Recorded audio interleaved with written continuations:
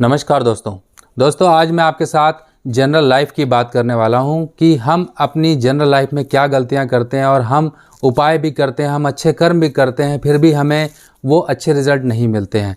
देखिए, हम अपनी लाइफ में रोज़ न जाने कितनी गलतियां करते हैं और वही गलतियां हमारे लिए जी का जंजाल बन जाती हैं।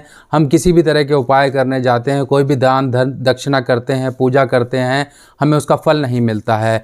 इसके पीछे कारण क्या है? जो आप लोग जगह जगह अपनी कुंडलियाँ दिखा दिखा के परेशान हो चुके हो, आप लोगों ने कभी ये नहीं सोचा कि ऐसी क्या गलती हो रही है, ऐसे क्या कर्म मुझसे गलत हो रहे हैं जो कि मुझे किसी उपाय का कोई लाभ ही नहीं मिल रहा है।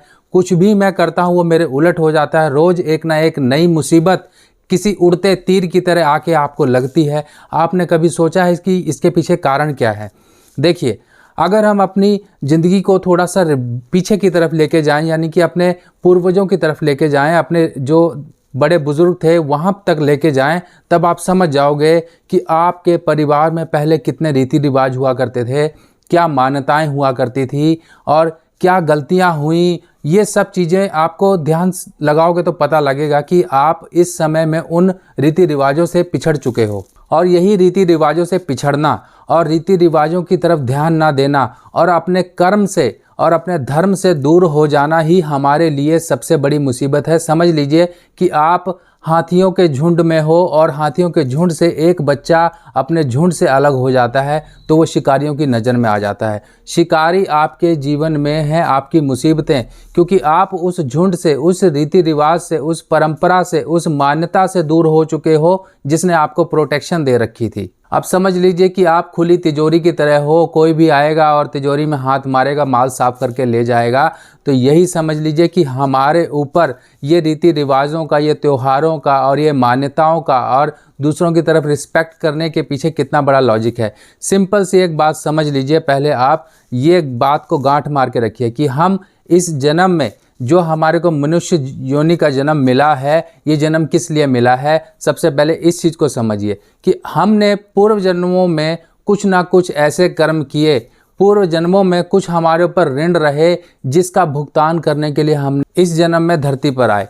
तो अब इसी तरीके से हम एक और एग्जांपल समझ लेते हैं कि मान लीजिए आपने एक गाड़ी खरीदी और गाड़ी की टोटल 12 किस्तें थी, 12 में से आपने 10 दे दी और 2 बाकी रह गई। अब समझ लीजिए कि वो 2 किस्तें तो आपको चुकानी ही हैं और बैंक आपके ऊपर पेनल्टी भी डालेगा। अब पेनल्टी डालेगा, आप समझते हैं कि वो किस्तें मैं ना चुकाऊं, यानी कि आपने जो कर्म किया वो कर्म आपने भोगना ही भोगना है, चाहे इस जन्म में भोगो, चाहे 10 जन्म लेके आप भोगते ही रहो। यानी कि वो पेनल्टी आपको चुकानी ही चुकानी है जो आपने नहीं चुकाई है। और कई बार बैंक तो बहुत सारी पेनल्टी भी लगा देता है, जुर्माने लगा देता है। यही जुर्माने और पेनल्टीज़ को अपनी परेशानियों के रूप में लीजिए कि आपने ऐसे कर्म पिछले जन्मों में किए और दोबारा से वही कर्म कर रहे हो, तो समझ लीजिए कि आपको ये परेशानियां कम नहीं होगी। परेशानियां आपकी कभी कम नहीं होगी, चाहे आप किसी ज्योतिषी को या किसी पंडित को या देवी देवताओं को कोसते रहें, कभी भी आपकी परेशानी कम नहीं होगी। अब ये परेशानियों के कारण क्या है? देखिए, कईयों के पास कुंडली होती है, कईयों के पास नहीं होती है, पर अच्छी बात यह है कि आपको मैं दोनों तरफ से बताऊंगा कि आप किस तरीके से अपने उपाय कर सकते हैं जो कि आपके लिए सबसे बेस्ट हैं। अगर मैं बात करूं लाल किताब के अनुसार ऋण की बात करूं तो टोटल 9 ऋण ऐसे प्रभावी माने गए हैं जो इंसान के जीवन में हमेशा परेशानियां क्रिएट करते हैं। और ये 9 ऋणों में से जाति ऋण है, पितृ ऋण है, मातृ ऋण है, भ्रातृ ऋण है, धी बहन का ऋण है, अजन्मे का ऋण है, स्वयं का ऋण है। तो बहुत सारे ऋण हैं। ये अगर 9 ऋणों की बात करें, अब ये 9 ऋण हमारी कुंडली में तभी बनते हैं जब हमारी कुंडली में कहीं पर कोई स्पेसिफिक ग्रह कोई एक स्पेसिफिक खाने में आकर बैठ जाता है। तो आपने समझा कि अब इतने ऋण हैं, इतने ऋणों का प्रभाव तो हमारे ऊपर आएगा ही। मान लीजिए अब आपकी कुंडली में कहीं पर धी बहन का ऋण है। पहली बात तो ये धी बहन का ऋण यानी कि जो छोटी कन्याएं होती हैं, बहन बेटियों का ऋण है। अगर हम इसे प्रैक्टिकल लाइफ से जोड़ के देखें तो ये ऋण आपके ऊपर कैसे चढ़ता है? सबसे पहले ये समझिए कि आपने किसी की बहन बेटी के साथ धोखा किया। अब ये धोखा कैसे होता है?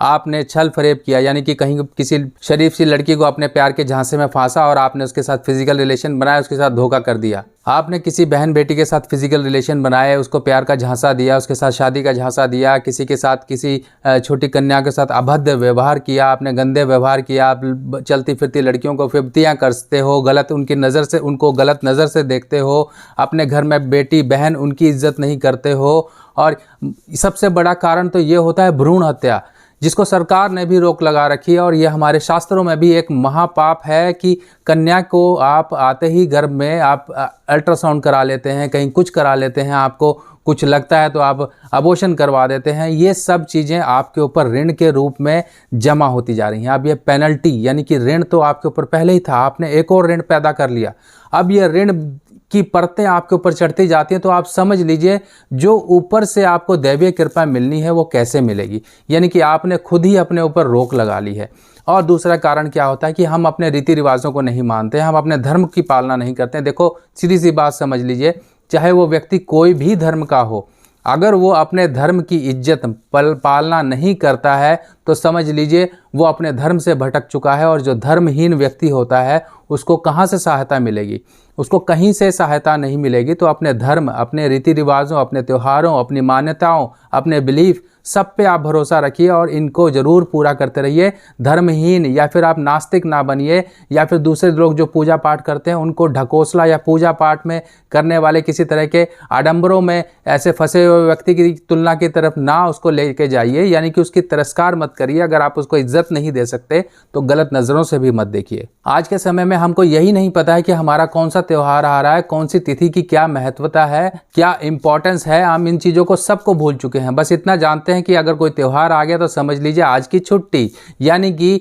आपको कैलेंडर में ये दिखता है आज का गेस्टेड हॉलीडे है, आज कोई त्यौहार की छुट्टी है, आज कुछ ये है। आपको ये नहीं पता कि आपके ये त्यौहार के पीछे इंपॉर्टेंस क्या है। यही त्यौहार हमें आपस में जोड़े रखने का काम करते थे।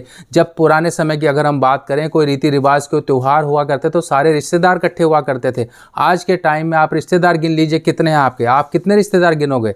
आप यही गिनोगे आपकी माता बाप, आपके बच्चे और आसपास के 2-4 लोग और जो जैसे कि कुछ बड़ा भाई या छोटा भाई, ताऊ चाचा, इसके अलावा आप नहीं आप गिनते हो। रिश्तेदार ये नहीं होते हैं। रिश्तेदार अगर आप काउंट करना चाहो तो एक से एक कनेक्शन करके कम से कम 150 रिश्तेदार बनेंगे।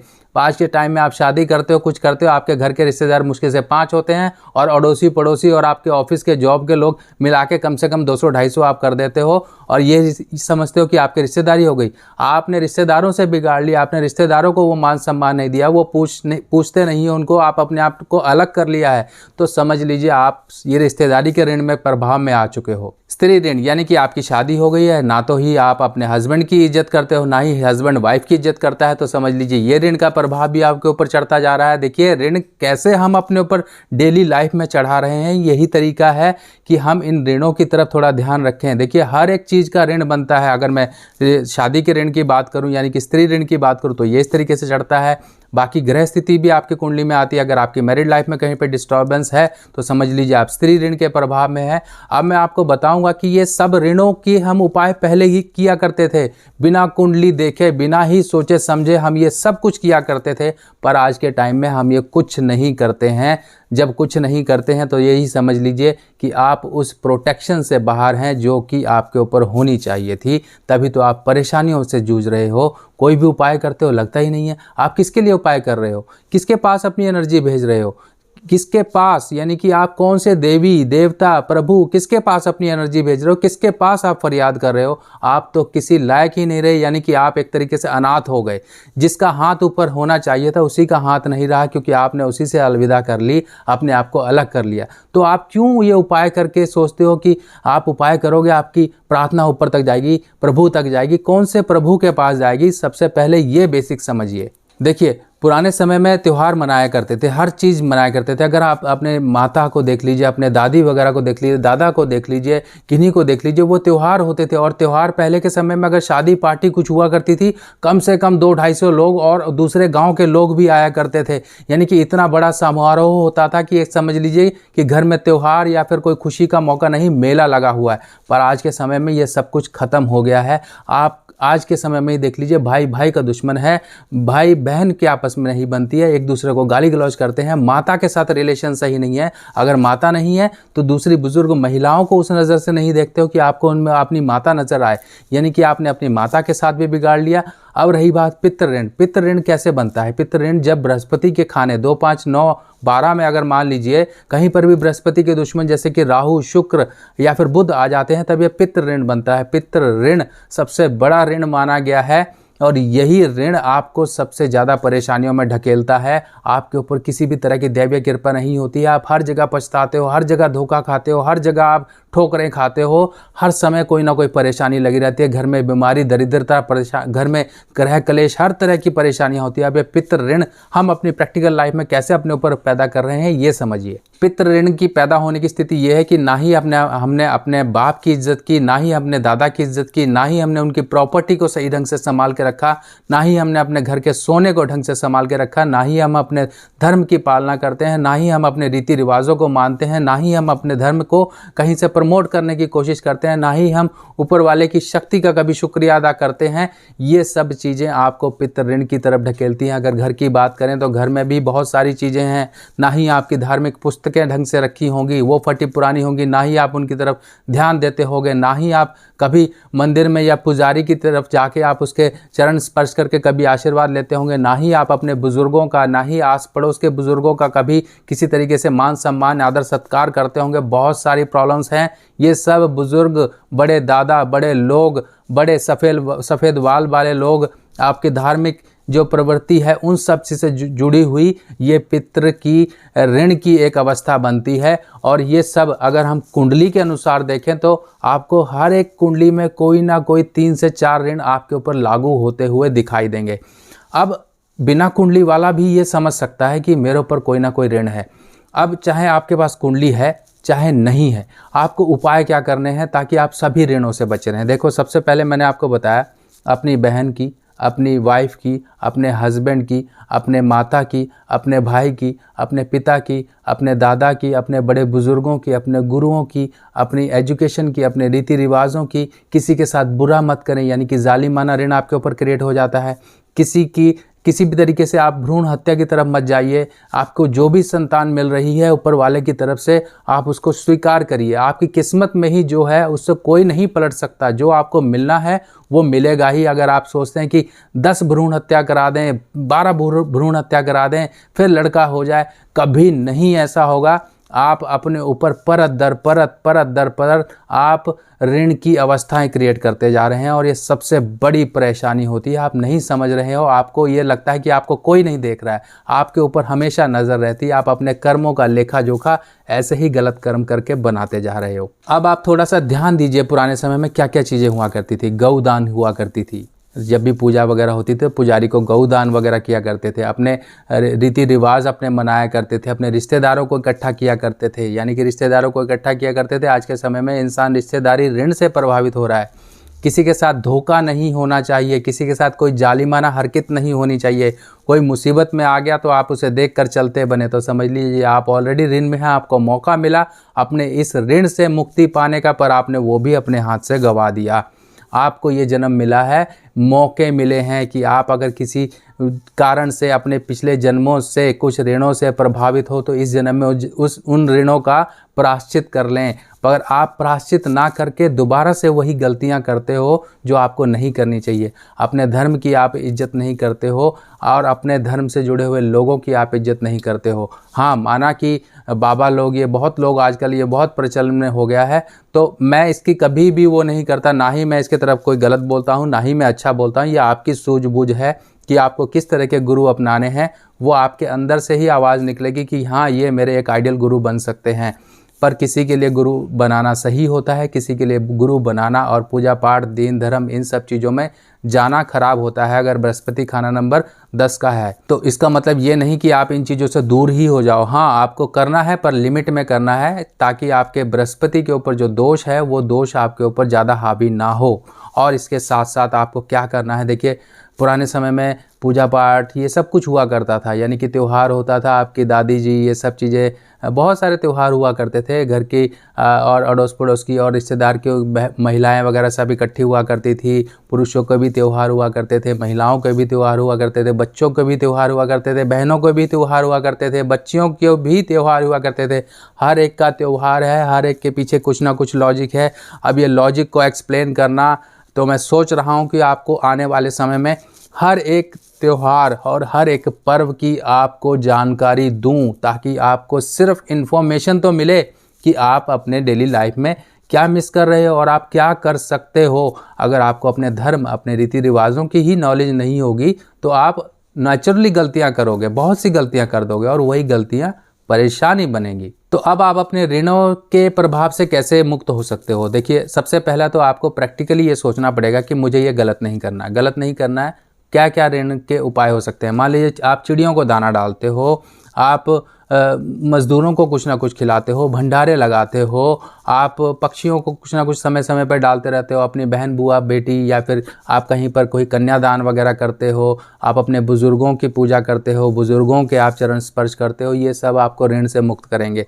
ये सभी ऋण एक ना एक चीज़ से कनेक्टेड होते हैं, किसी न किसी ऋण से। आप समय पे देखिए कि पहले समय में जल प्रवाह भी चीज़ें हुआ करती थी, अग्नि में भी डाली जाती थी, यानी कि समय पे साल में एक बार यज्ञ भी होता था घर में। और ये जाति ऋण, अजन्मे का ऋण, ये सब ऋणों से आपको प्रभाव मुक्त किया जाता था। आप समय समय पे जल प्रवाह क्या क्या हुआ करता था? नारियल भी हुआ करता था, कुछ अनाज भी हुआ करते थे, तांबे के सिक्के हुआ करते थे, चांदी की चीज़ें हुआ करती थी। मात्र ऋण के प्रभाव में है तो चांदी जल प्रवाह हुआ करती थी।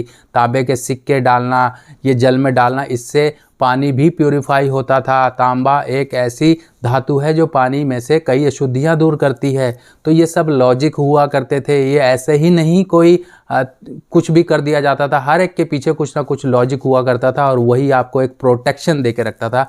पर प्रोटेक्शन आज के टाइम में आपके ऊपर से ख़त्म, इसीलिए आप हर समय परेशान ही रहते हो, आप अंदर से झुंझलाए रहते हो, आपकी एक आंतरिक खुशी नहीं है, क्योंकि आपने इतनी गलतियां कर दी हैं और वही गलतियों को रिपीट कर रहे हो। थोड़ी सी खुशी पाने के लिए आप देखिए करके ये सब कुछ, आपको ऑटोमेटिकली अपने अंदर चेंज आएगा और जो कर्म करते हो, जो भी कर्म करते हो, उसका फल आपको मिलना शुरू हो जाएगा। मेरा मकसद आपको बड़ी बड़ी पूजाएं, बड़े बड़े उपाय करने के पीछे ढकेलने का नहीं है।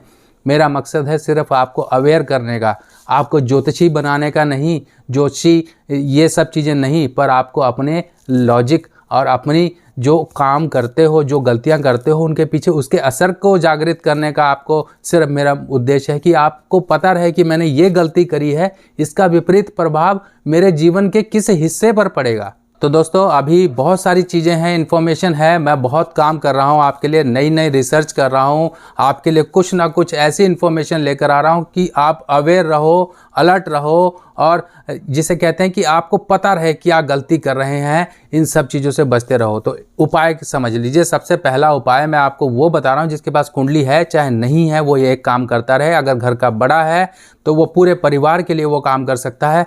ये समझिए एक पॉइंट की बात कि आपको क्या करना है, अपने खून के रिश्तेदारों को गिन लेना है। ये पितृ ऋण के उपाय मैं बता रहा हूँ आपको। पितृ ऋण के उपाय आपको क्या करने हैं, सिर्फ उपाय की तरफ ध्यान मत दीजिएगा, डूज एंड डोंट्स को भी फॉलो करिएगा, ये जरूर ध्यान रखना है आपको, ताकि आपका उपाय आपको काम देता रहे, उसके असर मिलते रहें।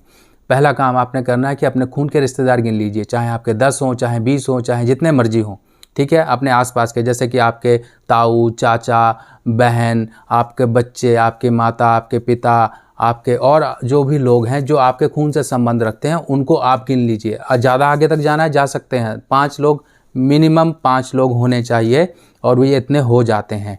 आपने क्या करना है, अपना 1 रुपया गिनिए, सामने वाले का 10 रुपया गिनिए। मान लीजिए मैंने अपना ये 1 रुपया माना और मेरे चाचा जी का 10 रुपया मान लीजिए, और चाचा जी के बेटे का 10 रुपया मान लिया, और मेरा भाई है उसका 10 रुपया मान लिया। सबका टोटल इकट्ठा कर लीजिए, 10 10 10 10 10 और मेरा 1। मान लीजिए 4 लोग वो सामने हुए या फिर 5 लोग वो सामने के हुए, तो 50 रुपये टोटल हो गए, और 1 रुपया मेरा हो गया, तो 51 रुपया, यानी कि 51 रुपये डेली का आपको 43 डेज तक अपने घर में गोलक में इकट्ठा करना है। इकट्ठा करने के बाद वो पैसा निकालना है और ले जाके धर्म स्थान के दान पात्र में डालाना है और प्रार्थना करनी है, हे प्रभु मेरे ऊपर जो भी पितृ ऋण का प्रभाव है, मेरे खून के रिश्तेदारों पर जो भी पितृ ऋण का प्रभाव है, उससे मुझे राहत मिले। और ये उपाय बिना सोचे समझे आप 2-4 साल में, 1-2 साल में जैसे ही आपको मौका मिले एक बार ज़रूर कर लें। आपको ऑटोमेटिकली कुछ नहीं करने की ज़रूरत पड़ेगी, आपको सिर्फ यही उपाय करना है, आपको ऑटोमेटिकली अपनी परेशानी से राहत मिलती हुई नज़र आएगी। और बाकी डूज़ एंड डोंट्स ज़रूर फॉलो करना, जो मैंने आपको बताया 9 तरह के ऋण हैं और किस तरह के ऋण के लिए आपको ध्यान रखना है कि आपके ऊपर ये ऋण ना बने, इस चीज़ का आपको ज़रूर ध्यान रखना है। तो अब इसके साथ साथ बाकी ऋण के उपाय कैसे होते हैं। बाकी ऋण के जैसे मान लीजिए स्त्री ऋण है तो 100 गाय को आपने कुछ ना कुछ खिलाना है। आपके ऊपर जालिमाना ऋण है तो आप भंडारा नहीं लगा सकते हो तो चींटियों को आटा डालते रहिए या सतनाजा डालते रहिए, कुछ भी 7 अनाज मिक्स करके डालते रहिए, उनको मोटा मोटा मिक्सर में पीस के दरदरा सा और चींटियों को डालते रहिए। ये सब कुछ करते रहिए। जानवरों की सेवा, पक्षियों की सेवा, कुत्ते की सेवा, ये तो हमारे धर्म में ही है कि हमने ये सब कुछ करना। देखिए हमारे सनातन धर्म में हर एक चीज़ की पूजा होती है, हर एक में प्राण वास करते हैं, चाहे वो दरख्त है यानी कि चाहे वो पेड़ है, चाहे वो भूमि है, चाहे वो पानी है, चाहे वो वायु है, चाहे वो अग्नि है, कुछ भी हो, हर एक चीज़ को पूजनीय माना गया है। तो हर एक चीज़ की वैल्यू रखिए, हर एक चीज़ पे आप रिस्पेक्ट करिए और ऐसे ही अपनी परेशानियों से निकलते रहिए। बाकी आपके लिए और इन्फॉर्मेशन आगे वाली वीडियो में लेकर आऊँगा ताकि आपको और भी धीरे धीरे पिक्चर क्लियर होती रहे। बाकी मैं डेली आपके लिए इतनी इन्फॉर्मेशन लेकर आ रहा हूँ कि आपको पर मैं देखिए टेक्निकल पार्ट हैं, बहुत सारे टेक्निकल पार्ट हैं। ज्योतिष कोई आसान नहीं है। मेरे पिताजी ने मुझे समझाया, मेरे दादाजी ने भी मुझे कुछ ज्ञान दिया, वो सब ज्ञान मैं आपके साथ बांटता रहता हूँ और ये सब चीज़ें मैं आपके साथ डेली लेकर आ रहा हूँ। मैं अपने बिजी शेड्यूल में से आपके लिए इतना समय किसी न किसी तरीके से निकाल लेता हूँ। बस ये आप लोगों का प्यार है कि आप लोग मुझे बुला लेते हो, कैमरे के सामने बिठा देते हो और बुलवा लेते हो। ऐसे ही प्यार बनाए रखिएगा और ऐसे ही अपना आशीर्वाद मेरे सिर पर भी बनाए रखिएगा कि आपके साथ मैं ऐसे ही जुड़ा रहूँ, आप सब लोगों के लिए काम करता रहूँ। बाकी नेक्स्ट वीडियो में फिर मिलूँगा, तब तक के लिए आज्ञा दीजिए अपने सुभाष भाई को। नमस्कार।